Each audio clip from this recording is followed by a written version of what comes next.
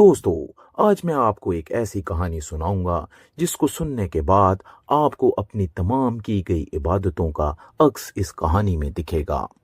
एक दफा का जिक्र है। एक मुल्क का बादशाह बहुत रहमदिल और नेक था। रियाया के हक में बहुत अच्छा था। चनाचा तमाम रियाया इससे मोहब्बत करती थी और उसे खूब दुआएं देती थी। इस मुल्क के एक दूर दराज गांव में एक किसान रहता था जिसकी ये ख्वाहिश थी कि अपने नेक दिल बादशाह की जियारत की जाए और इसे कोई तोहफा दिया जाए। इसने अपनी बीवी से मशवरा किया कि मैं बादशाह को मिलने के लिए जाना चाहता हूँ और मेरी ख्वाहिश है कि मैं इसे कोई तोहफा भी दूं। तुम मुझे मशवरा दो कि मैं बादशाह के लिए क्या तोहफा लेकर जाऊं। बीवी ने कुछ देर सोचा और कहा कि बादशाह के पास तो हर चीज होगी, हम इसे क्या तोहफा दे सकते हैं। हाँ, मेरा एक मशवरा है कि हमारे घर के पास बहने वाले चश्मे का पानी बहुत मीठा और ठंडा है और ऐसा पानी पूरे मुल्क में कहीं भी नहीं मिलेगा, हत्ता कि बादशाह के पास भी नहीं होगा। तुम इसके लिए ये पानी ले जाओ।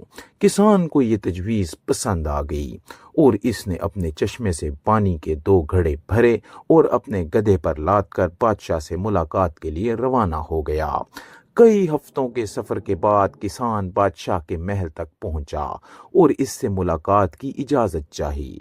इजाजत मिलने पर बादशाह को तोहफा पेश किया और उसे बताया कि ये मेरे गांव के चश्मे का पानी है और ऐसा मीठा और ठंडा पानी आपको पूरे मुल्क में कहीं भी नहीं मिलेगा। बादशाह के इशारे पर वजीर ने घड़े का ढक्कन उठाया तो कई हफ्तों के सफर की वजह से पानी में बदबू पैदा हो गई थी। वजीर ने बादशाह की तरफ देखा तो बादशाह ने इसे खामोश रहने का इशारा किया और आवाज बुलंद कहा, हम इस तोहफे से बहुत खुश हुए और खजांची को हुक्म दिया कि इस किसान के घड़ों को सोने से भर दिया जाए।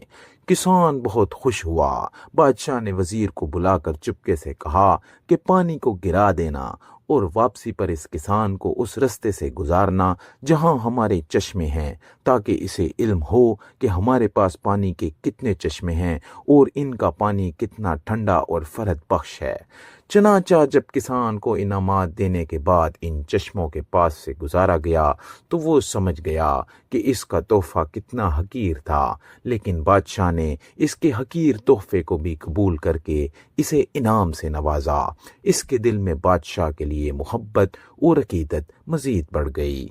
तो दोस्तों, हमारी इबादत का भी यही हाल है। हम जो टूटी फूटी इबादत करते हैं तो हम इसे बहुत अच्छी समझते हैं और अपने मालिक के हुजूर पेश करते हैं। इन इबादत की हकीकत मालूम होने के बावजूद वो मालिकुल मुल्क न सिर्फ इन इबादत को कबूल करता है बल्कि इनाम के तौर पर बेशबहा नेमतों से भी नवाजता है। हालांकि इसे हमारी इबादतों की ज़रूरत नहीं है। खालिक कायनात की इबादत के लिए तो इसके लाखों करोड़ों फरिश्ते ही काफ़ी हैं। अल्लाह पाक से दुआ है कि हमारी अज्जाना इनकसाराना इबादत को अपनी बारगाह में कबूलियत का शर्फ बख्शे। आमीन। दोस्तों, अगर आपको ये कहानी पसंद आई हो तो हमारे चैनल को सब्सक्राइब करें और कमेंट सेक्शन में अपनी राय का इजहार ज़रूर करें। मिलते हैं किसी नई कहानी में।